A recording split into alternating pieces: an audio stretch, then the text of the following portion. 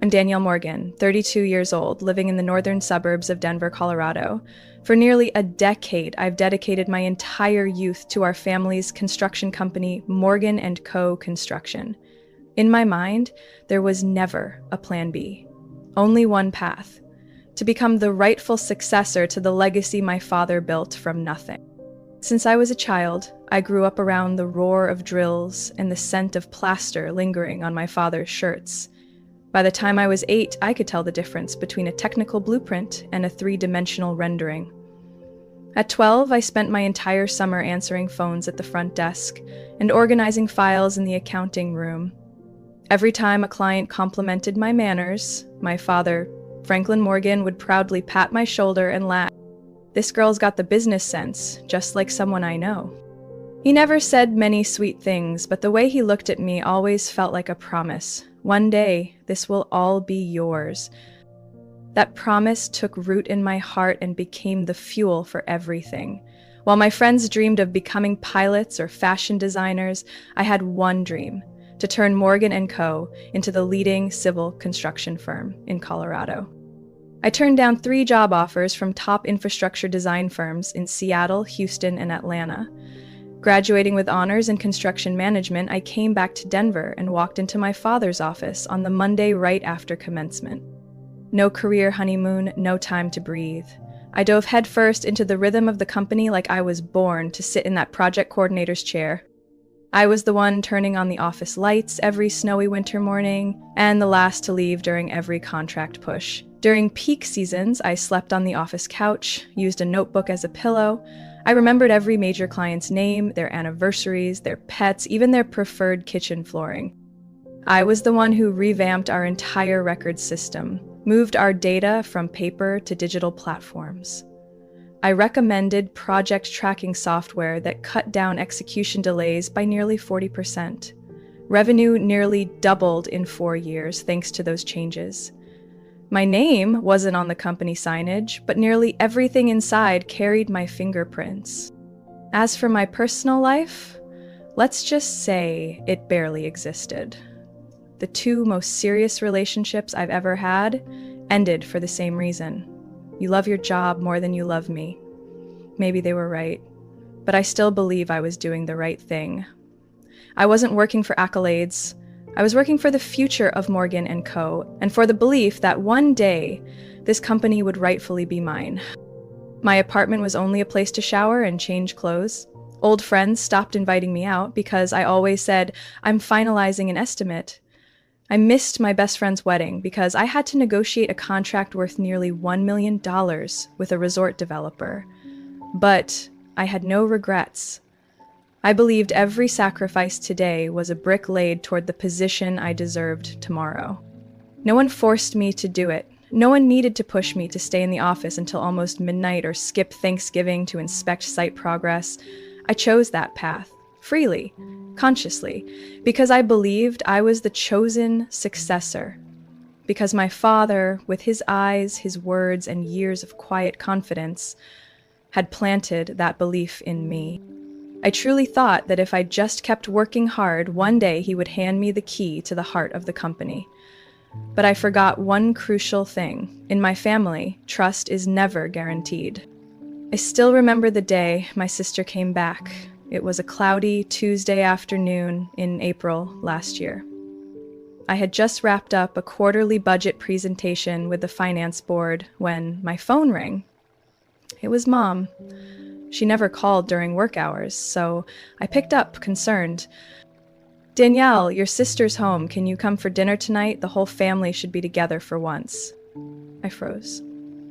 My sister, Savannah Morgan, 34 years old, the golden child my parents always spoke of with a bittersweet kind of longing, the one who dropped out her senior year to pursue photography in Prague, who'd lived in Lisbon, then Bali, then New York, never staying in one place more than a year, who missed every Thanksgiving, Christmas, and my birthdays for almost a decade. And now, suddenly, she was back. That evening, I sat across from Savannah at the same kitchen table where Mom had laid out my favorite honey-glazed chicken, though she made sure to say it was for both her daughters. Savannah wore a flowing white linen dress, her hair casually tied in a messy bun, and still carried that effortless confidence like she'd never stumbled a day in her life. "You're doing great, Danny." She tilted her head with a smile. "Dad talks about you constantly, how you're a brilliant manager, clients love you. You're the one keeping it all running." I smiled politely. "Thanks. Every company needs someone to keep the wheels turning." "Sure," she said, "but I think the company could use a spark, a little creative magic." Her eyes sparkled like she was already setting something in motion. I didn't understand what she meant until the following Monday. Ed called me into a side meeting room next to his office. Savannah was already there, smiling, with a fresh coffee in hand like she belonged. "Danielle," Dad began, "I'd like to introduce Savannah's new role. Starting today, she'll be our brand creative director. She'll help reshape our company identity, from presentation decks to the website, to how we approach potential clients. The market's evolving, and I believe it's time we do too." I looked at her. Her gaze didn't flinch. Her smile stayed soft, but something in the way she sipped her coffee felt ice. Cold. I didn't react. I simply nodded and said, "That's fine. I'll inform the design team to coordinate." But inside, something cracked. For 8 years, I'd carried the operational system on my back, refining workflows, putting out fires, navigating us through a pandemic. I had never once been introduced with such fanfare. I was given tasks, and I completed them. No spotlight, no applause. Within a month, Savannah became the darling of every meeting. Every presentation now bore her redesigned logo, more playful font, a more inspiring color palette. Dad, the same man who had once refused to change our domain name because the old one works fine, now praised her publicly. Savannah's brought a fresh breeze to Morgan & Co. He even began calling us the perfect succession duo, a phrase meant to sound diplomatic, but it diluted a role that had once clearly belonged to me. Savannah clocked in at 9:30 every morning and left by 4. She took 90-minute lunch breaks. Occasionally, she posted snapshots of our meeting rooms on Instagram with captions like, "Brainstorming brilliance," "Family business," "Creative flow." I said nothing, because admittedly, her changes were well received. 2 recent model home presentations got glowing feedback thanks to her visuals, but deep down, it stung each time I watched Dad turn to her in meetings and ask, "Savannah, what do you think?" I was still the one meeting deadlines, reviewing contracts, preparing quarterly reports, fixing HR disputes, but Dad's eyes had begun to drift to where the ideas were shinier, the colors brighter. Started to feel like the seasoned employee, still respected but considered past her peak, and Savannah? She was the shiny new bet, the investment with upside. I didn't say a word. I kept doing my job, but each night when I got home, I reopened old files, reviewed past reports, reread internal communications I'd archived. I needed to know, was there something I had missed? I didn't know what I was looking for back then, but somewhere deep inside, a seed of doubt had been planted, not just doubt in my sister, but in every promise ever spoken inside the house that bore the Morgan name. I didn't know what made me linger in my father's office that day. Maybe it was intuition, maybe it was the smell of old paper and the familiar humming of the photocopier outside. Or maybe it was the brief, evasive glance exchanged between my father and my sister that morning when I asked about the Everpine townhouse contract, the project I had managed from the bidding phase. Dad already sent the original to legal for re-signing, he said, a little quicker than usual. You can check the scanned copy in the system. But there was no copy in the system, and I knew my father never sent out the original without keeping a photocopy. That was his golden rule, repeated since I was just an intern. So I went back to the basement archive room, only Eleanor, the longtime assistant and office manager, and I still remembered which file drawers jammed, which old boxes were mislabeled. I opened drawer after drawer, flipping through stack after stack, searching not just for the contract, but for something else I couldn't name. Then I saw it.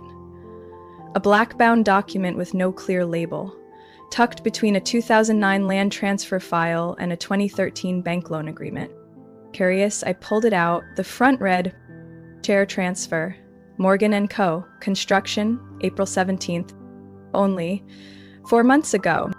I opened to the first page and my heart nearly stopped. Transfer of 72% of Franklin Morgan's shares to Savannah R. Morgan, remaining 18% retained under Franklin Morgan, 10% to Linda R. Morgan. No mention of me, not one line, not a single footnote.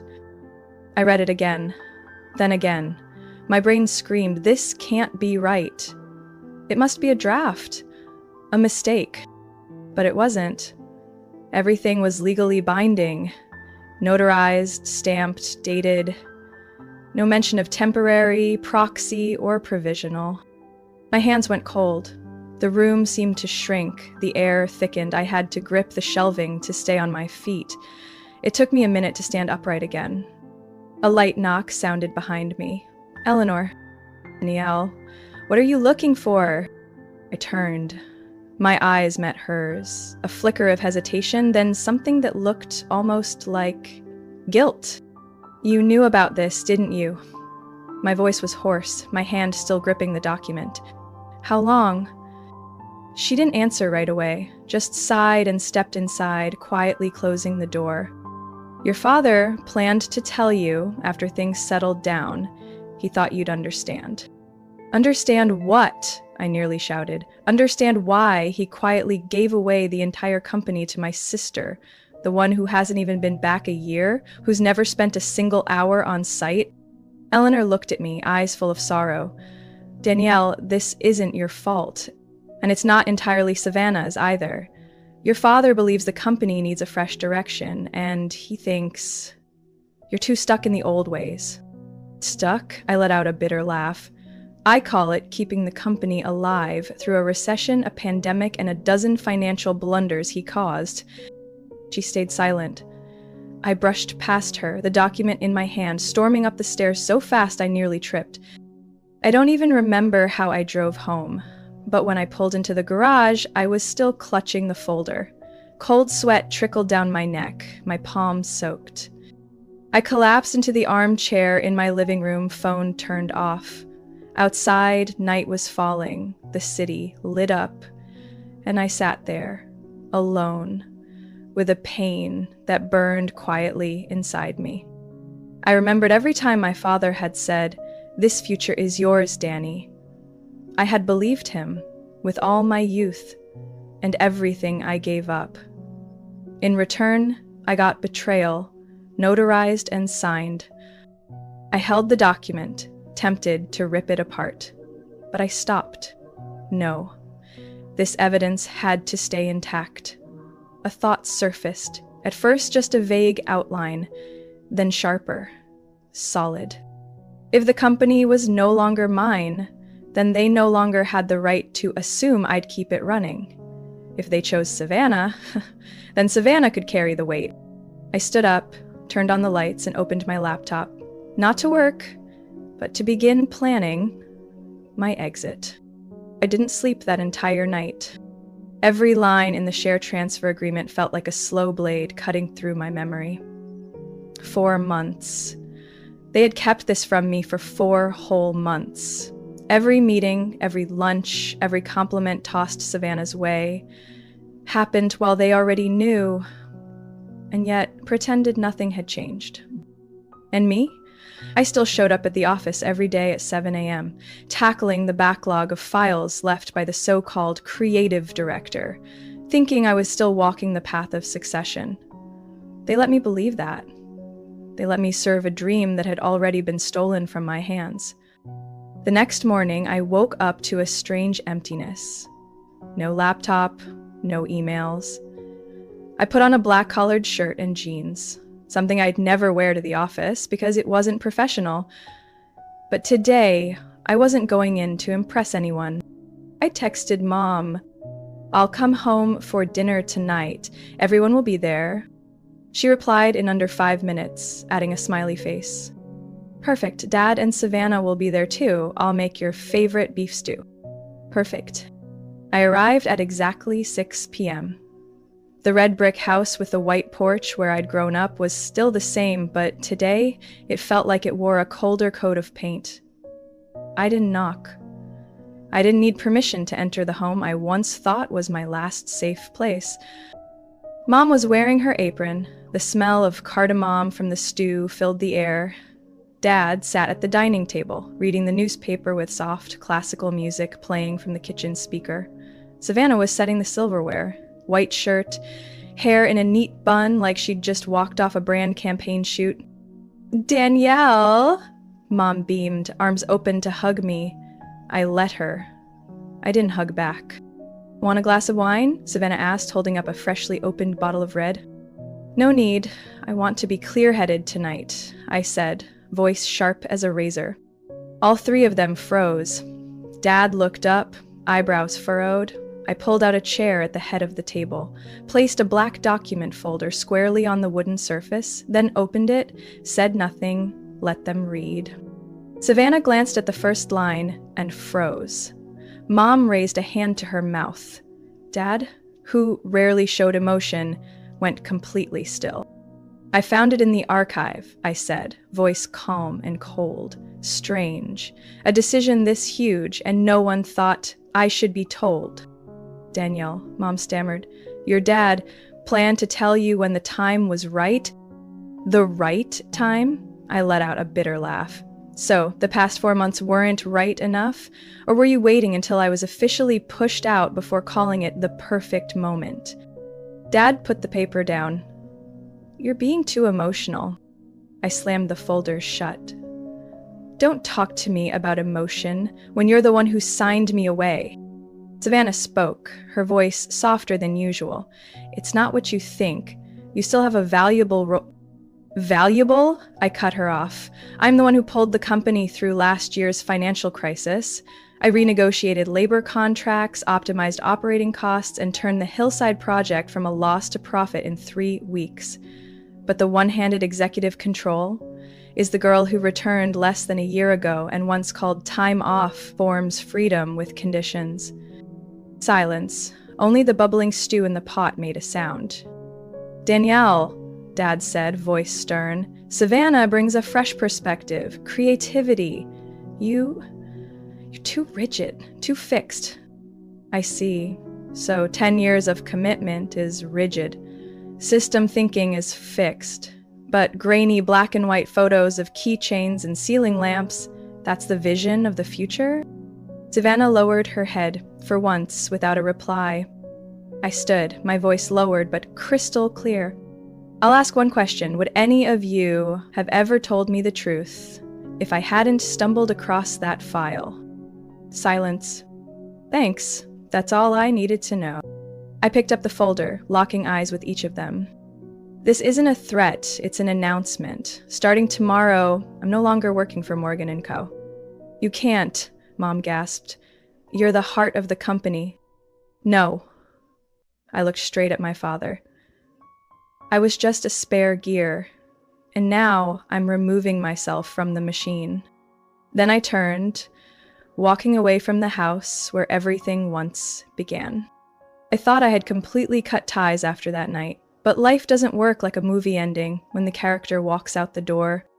3 days after I officially submitted my resignation via email, no explanation, no sugarcoating, I got a call from Eleanor. Her voice was low, like she was afraid someone might be listening. "Danielle, I think you should come see this." I hesitated. "I don't work there anymore." "This directly involves you. They're about to present the Everpine project." I frowned.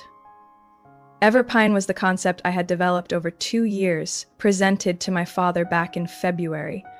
He had called it too risky, unrealistic, and told me to shelve it.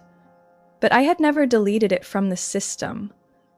I had saved all the drafts, market segmentation strategies, budget details, and a 4-phase rollout plan. That afternoon, I drove to the company like a stranger. I used my old access card. Eleanor hadn't revoked it. She led me to conference room 2, cracked the door just enough for me to see through the mirrored glass. Savannah was standing in front of a large screen, remote in hand, voice full of confidence. The Everpine project focuses on young families in the southern suburbs of Denver, blending sustainable design with flexible community spaces. We plan a 4-phase implementation over 26 months, with financial allocation set at 30, 40, 30. I held my breath. Not only was that my idea, it was an exact replica, word for word, chart by chart, down to the mint green slides I had spent months perfecting. Only one thing was different. The bottom corner of every page read, Savannah R. Morgan, Creative Director. I don't remember how I left the company. I just know that when I got home, I was shaking so badly I dropped my keys. I opened my laptop and pulled up the old files. Everything was there, intact. Time-stamped originals, my name as creator.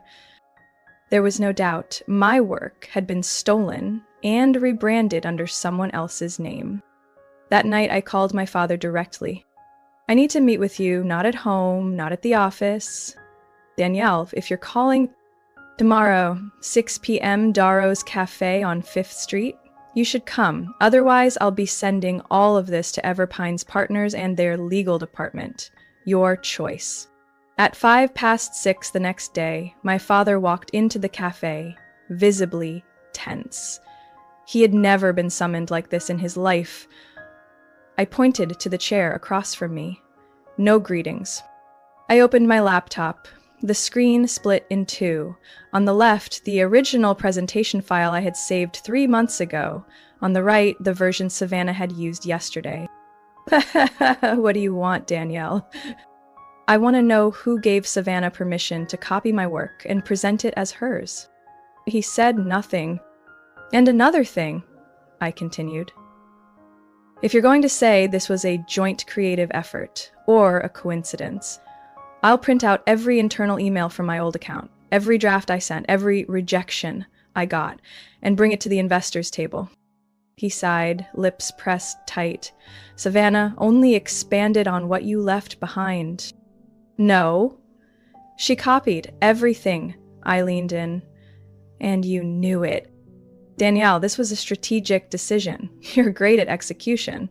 Savannah's good at presentation. I just wanted to combine both strengths. I scoffed. You stole from me, slapped Savannah's name on it and called it strategy? If that's how you plan to run Morgan & Co., then prepare for legal action. You won't do that, he said, confident. Won't I? I pulled out a USB drive and placed it on the table. All the evidence is in here. If you want to keep this quiet, you have 2 days. After that, I go public, starting with an email to Everpine's investors, then the construction industry press. He stared at me, longer than usual. The eyes that once gave me comfort now looked like hollow symbols of decayed authority. What do you want? He finally asked. Credit. Remove Savannah's name from that project, and I want an apology. In writing. You think that's easy? I stood up. Easy or not, you have 2 days to decide. I'm not the daughter who stays late under fluorescent lights until 10 p.m. just to be called hardworking anymore. I walked away, still shaking, but for the first time in years, I wasn't bowing as I stepped out from my father's shadow. I was reclaiming myself. I didn't hear back from my father for 2 full days after our meeting at Darrow's. No email, no text, not a single call from the office. On the 3rd day, Eleanor sent me a short message. Everpine just withdrew their bid. They're asking the original lead, you, to confirm the current status. Savannah's panicking.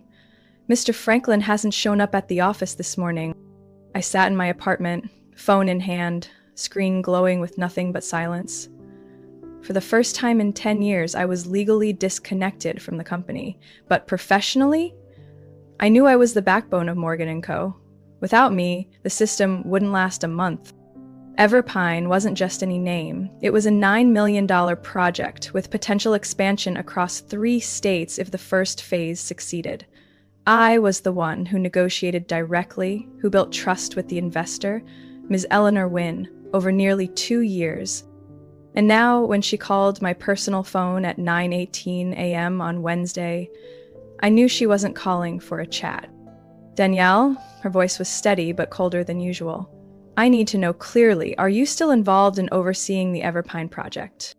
I've resigned. I see. She paused. I also saw last week's presentation. That was your draft, wasn't it? Yes. And Savannah Morgan had no contribution to it? Not a single line. Another pause. Then, we just sent a contract withdrawal notice. I won't sign anything unless you're on the leadership team. I understand, and I'm sorry for letting it get to this point. Don't apologize, she said, her voice softening for the first time. You were the reason we agreed to partner in the first place. Not because of the Morgan name, because of Danielle Morgan. After that call, I exhaled, but not entirely in relief. I knew this news would hit Morgan and Co. like a bomb, and I was right. That same evening, while I was standing in line at the grocery store near my apartment, my phone rang. It was Mom. Danielle, her voice trembled. Can you come back? No, we lost Everpine, you know that, right? I do. The investor called me directly. Savannah can't handle it. She's falling apart. I stayed silent. She continued, trying to fill the quiet. Your father, he's not himself. He hasn't said a word all day. And Eleanor says subcontractors are beginning to pull out over payment concerns. Still, I said nothing. Finally, she lowered her voice. Are you really going to let it all fall apart like this? I'm not letting anything fall, I said slowly. They did this to themselves. I'm just no longer willing to clean up after them. But this is our family's legacy. No, Mom, I interrupted. This is the legacy you all decided to hand to Savannah. So let her preserve it. I hung up. By noon the next day, I received an email from the company domain, not my father's, but Savannah's. The subject line read, "Please meet me." I opened the message. I can't justify what happened. I just want to meet, if you're willing. I'll come anywhere you choose. I need you, not for the company, but to understand. I didn't reply right away. Not until later that night, while cleaning out a drawer, I found the company growth plan I'd written when I was 26. In red ink, the paper crumpled after Dad had tossed it aside. Then I typed back. Tomorrow morning, 8 o'clock, Maple and Pine Cafe. I didn't know what I'd say to Savannah, but I knew one thing. I wasn't going to save Morgan and Co. If it wanted to survive, it would have to stand on the feet of the person they'd chosen instead of me. I had let go, and this time, I wasn't going back.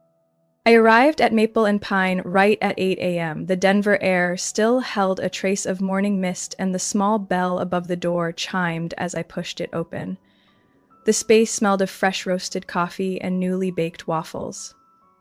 Savannah was already seated at a table by the window, her hands wrapped around an untouched cappuccino.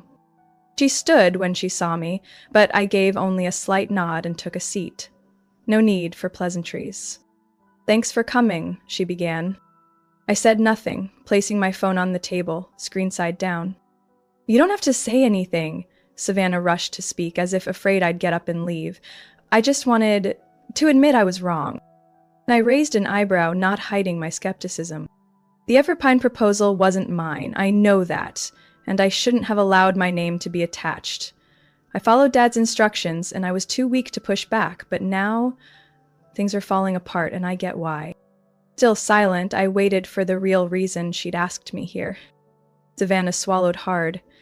"Dad's talking about asking you to come back." "Oh, really?" I tilted my head slightly. "Because he thinks old-school thinking might save a sinking ship?" Savannah blushed. "That's not what he meant." "I understand perfectly well," I cut her off. "And if he really wanted to talk, the invitation should have come from him, not you." She looked down, tracing her finger along the rim of her coffee cup. I stood, ready to leave when she stopped me with one sentence that made me pause. "Dad said, if you agreed to return, he's willing to transfer a portion of his shares." I turned back and slowly sat down again. "Did he say how much?" "Suggested 15% and a deputy executive title." I laughed. "I'm not coming back to be a deputy to a failed creative director. If he wants me back, the terms are very clear." I I pulled a notebook from my bag and flipped to the page I had already prepared. 40% ownership, I began, eyes fixed on Savannah. A voting seat on the board, executive director title, equal or higher than yours, and full control over the Everpine project, if it's still salvageable. 40%, she repeated, like the number came from another planet. I've kept the company running for nearly a decade, got it through 3 major crises. You've been back 11 months, 7 of which were spent doing long lunches and tweaking PowerPoint colors. Savannah fell silent. I continued, if the family wants me to rescue the legacy they once threw away, then they'll have to pay the price.